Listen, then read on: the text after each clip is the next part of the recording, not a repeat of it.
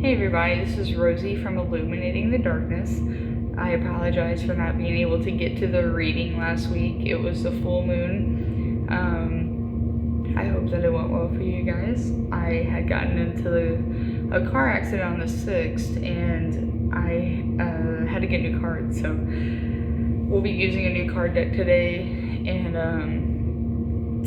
restarting it back up. But okay, here we go. So this time it is going to be the last quarter moon in Taurus.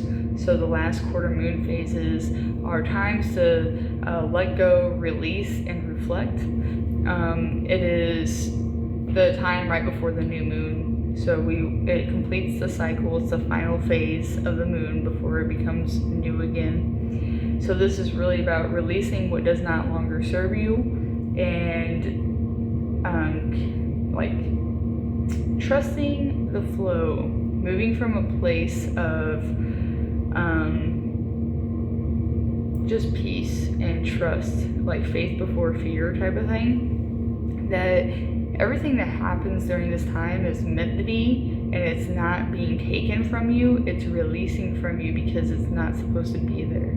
So just let it happen, let it flow, and understand that this is a point in your life where it's going to cause more growth for you when it comes down to the new moon manifestations, because things have to leave in order to make new space for new things. So you cannot hold on to all this stuff and then continuously grow with it. You have to lose things along the way, sadly. The Taurus moon is a deep need for security, comfort, and emotional stability. A Taurus in general is practical, sensual, and they love comfort and beauty. So during this moon phase, you can have emotions that either are good and bad. We have emotions that are positive for us, and then we have challenges as well. So the positive emotions in that can be, you can feel very grounded and stable, you can feel calm and patient, or we can be resistant to change, hold grudges, and be very stubborn. So we want to make sure that we're working through these things to where we're not holding on to these things that are supposed to be let go, so that way we can move forward.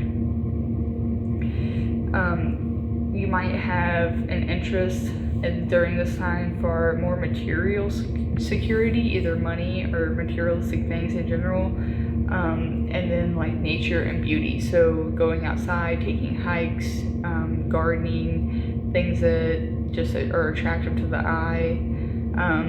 That's what Taurus is really into. And that's actually because they are ruled by the planet Venus. Venus is the planet of love, beauty, harmony, and money. So this is time to shed negativity, build solid foundations, connect with nature, and align your values. The bull stands for strength, abundance, power, resilience, and prosperity.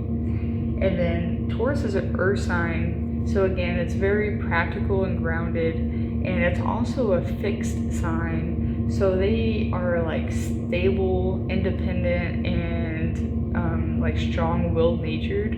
So like they don't want people taking care of them, they want to be the one running the show pretty much. So during this Leo season, remember that with the Taurus energy, you might also be experiencing things like creativity, a more upness in your confidence, your fiery and outgoing side, and then also just being passionate about things, either like things that you feel are like values that you want to express. You're very you have things that you want to stand by.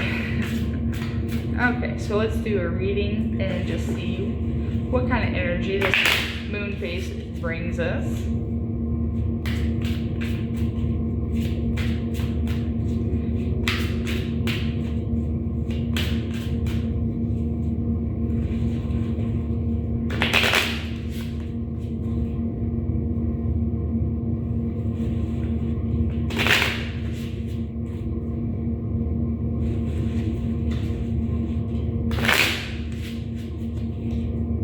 I just shuffle until I feel like it's good, but I want to make sure that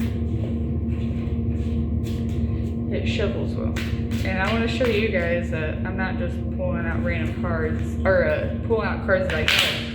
They're all random. Okay, let's see.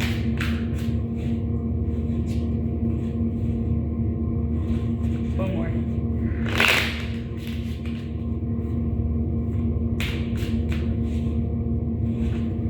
Okay, let's see.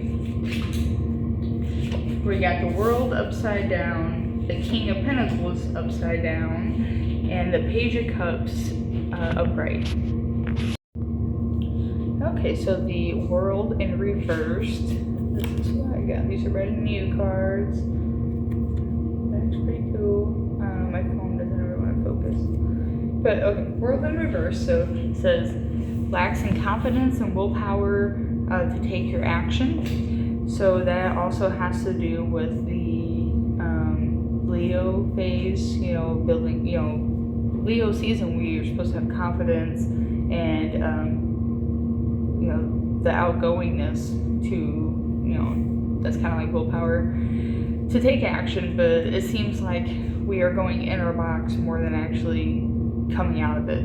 So, don't focus on the outcome of things. That's kind of what I was saying about the faith over fear.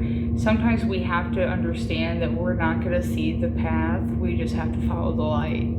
And it'll happen how it's supposed to happen, no matter what. No matter if you try to force it or not, you'll just continuously repeat the same cycles until it finally does click and happen. So just let it go. Just move forward. And then also remember that success does not have shortcuts. So there's no way to just make this happen without putting in the work. It's not gonna just happen out of nowhere overnight. You have to actually build this and plan it and be strategic. Fully focus on your goals. I know sometimes we'll be like, oh yeah, I want to do this, but I got all this other important stuff. Well, reevaluate yourself, realign yourself with what you feel is actually important, and maybe you'll realize that what you're trying to focus on isn't exactly as important as your inner self, because our inner selves are what's going to manifest and bring to life our reality. So we are the only ones who can open the doors. So do not shut the doors and learn to unlock them. So, again, sometimes we run into our box and in our head and we shut the door.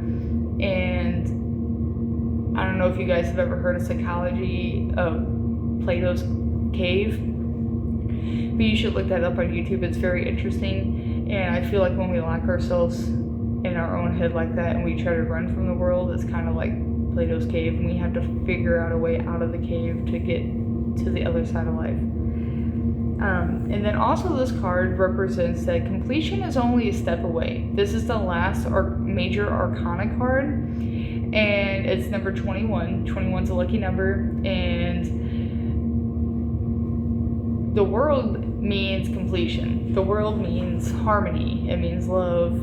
So it's reminding you that this is possible still, and it's right there waiting for you to just recognize it.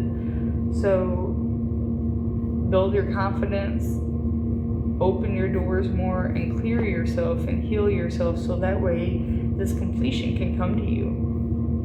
The King of Pentacles in reversed. What's this one? It stands to reevaluate your relationship with money and wealth. So again, Taurus and Venus is about money and wealth. And this card lines up with that. But it's saying that maybe we're neglecting relationships and ourselves health-wise for our money. And it's a reminder that that money isn't going to be there when your health is not there. So you have to focus on you still and take care of you and the people around you. You cannot just continuously drag yourself through life and act like all these other things are mundane and the work is your life, because it's not. Stop acting like work is your life, because it's not. It's whenever we get that mentality and mindset when they play us and act like that is what it's supposed to be. And then they act like we're not supposed to take days off for birthdays and anniversaries and the meanings of our fucking lives. So please stand in your ground and understand that money is something that we need to get by in life, but it's not something that you need to beat yourself up over day after day and lose your health for, to gain, because it's not gaining much of anything for real. And then also focus on realigning yourself with your higher self. So, the King of Pentacles is wealth. It is success. He does have abundance. So, like, all this is, again, reminding you that is there. That is, like, an opportunity that can be accessed. It's a mindset thing that's blocking you from it. So, reset your mind, reassert your goals, and set up boundaries, and change your everyday things to make sure that they align with the life that you're wanting to live. The Page of Cups is actually a very good happy news card. It can be of gatherings, births, celebrations, weddings, proposals, yada yada. And it stands for new chapters in life. And the cups are about relationships and family and stuff too. I'm not sure the card. So this is about embracing new possibilities and dreaming the impossible. So again, next week is the new moon. So this is just an encouragement that if you get over all these other things, the money blockage and the confidence blockage that you face day to day, that it's going to change your life. It's going to bring you to these new possibilities that you once thought were impossible. It's going to teach you that you can manifest a life that was once something that you would have never even thought of, because you didn't have the ability to think that much into the abundance that you're going to see, because you never experienced it before. And then also do inner child work, because the Page of Cups is about your inner child and exploring with an open heart. We want to be carefree. We want to remind ourselves that we still have inner children within ourselves, no matter if we like to say that or not. Sometimes we have very hurt inner child energies, so we gotta heal that. You can't run away from that. And trust me, it doesn't matter how old you get, your hurt inner child will still be there, and you don't want to be 80 years old acting like a 3-year-old because you never got the chance to truly act like that. You know what I'm saying? You want to realign yourself to where you're giving yourself affirmation and space, to feel and be a person and validate yourself. This is also a card that tells you to go by your intuition and prepare yourself to receive abundance, because this is the card of the new. It's gonna be fulfillment in ways. It's leading up to the other cups, King and Queen, that is like relationship fulfillment. So we have a lot of cards that have to do with these signs that we're dealing with again, the lack of confidence with the Leo, the money with the Taurus, and then the Page of Cups, bringing happy news and stuff like that. That has to do with our next moon phase. So that's pretty much saying that over this course of this week, you're leading up to this. So you want to take this time to really build into that and see how far it goes. It could change your whole life. I do still have my Black Moon cards, so I will do a reading of those.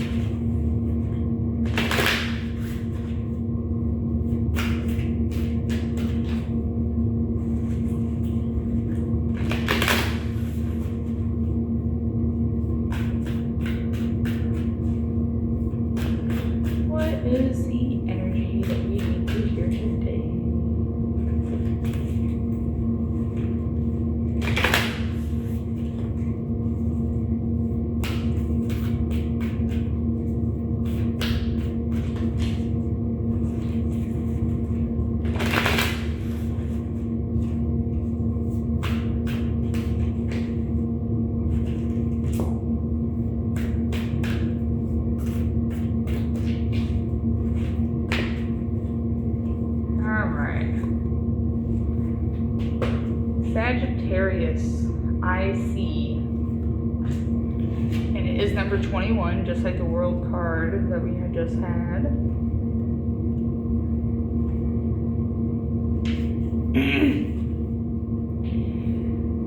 You're just about ready to hit your mark. The sign of Sagittarius is ruled by the planet Jupiter and is mutable, easygoing fire sign. The ancient symbol for Sagittarius is a half man, half horse, known as a centaur, a creature trained in the art of archery who always manages to hit his target no matter how far he roams. Sagittarians are honest, candid, and not afraid to speak the truth. Since this freedom-loving fire sign is not offended by the truth, he is often surprised when others take offense to his words. The Sagittarians are drawn to religious ideas even though sometimes they deny it. They will go through periods of not being religious at all and claim not to believe in anything, even bucking against authority. Religion and philosophy are concepts they remain fascinated by, though they will argue for hours about religion, and usually, at some point in life, they return to some type of faith, but such a faith always remains an intellectual pursuit. Sagittarians are highly idealistic, creative, outdoorsy, and have a great sense of play and fun. They are also extremely restless and would prefer not to stay in the same spot. Instead, they would rather roam. Sagittarians dislike routine, so are encumbered by the usual 9-to-5 job. They may end up as magicians, fire eaters, tattoo artists, entrepreneurs, publishers, literary agents, clergy, tutors, bookstore owners, and whatever does not require any set schedule. Sagittarians tend to be rather lucky, but have a habit of not handling money well and will sometimes squander any wealth that comes to them. They are confident, which makes them highly attractive and popular, drawing to them what they need. Sagittarians also have integrity and will not go along with anything unfair or underhand. Wicca, paganism, and the Catholic Church are all ruled by Sagittarius. When you think about it, these religions, with their pomp and ceremony, candles and incense, have much in common. Though not as showy as their fellow fire signs, Leo, Sagittarians tend to largesse, by their nature, and prefer what they do by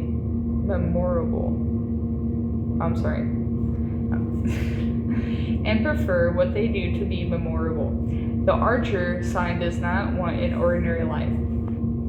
I don't know. That one word, I don't know it, and it's messing me up, so sorry about that. When the Sagittarius card turns up in a reading, freedom at the current time is essential. You will feel the need to fight against restrictions of any kind and want everything out in the open. You want to know where you stand. If your question pertains to a relationship, you and your partner needs to be given extra space or looser reins. You may find yourself especially philosophical at this current time, and even studying religions which may not have appealed to you before. Interestingly, Sagittarius is a sign representing large animals, especially horses and big dogs. You may soon be acquiring a new pet, or it may be that animals are already a big part of your life. Like these beautiful beasts, you love that sense of wildness and being in the open air.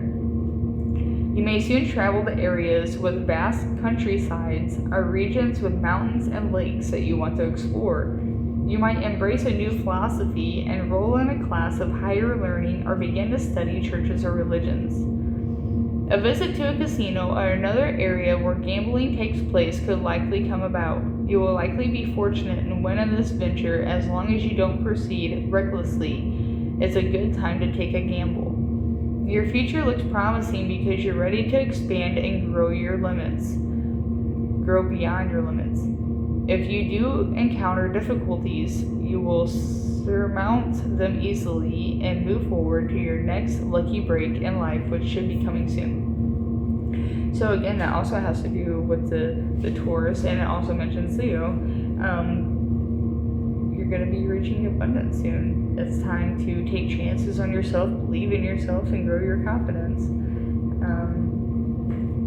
I think that this is a perfect time and opportunity for us to set boundaries and learn ourselves on a deeper level, so that way we can rise and overcome these things and get to a point in our lives where we don't feel as challenged. It's more of a flowing instead of pushing a rock up a hill. Okay guys, well that's all I got for you today. If you like my readings, please like, share, and subscribe. I would like to continue these weekly for you guys, and I hope to see you next week. Bye.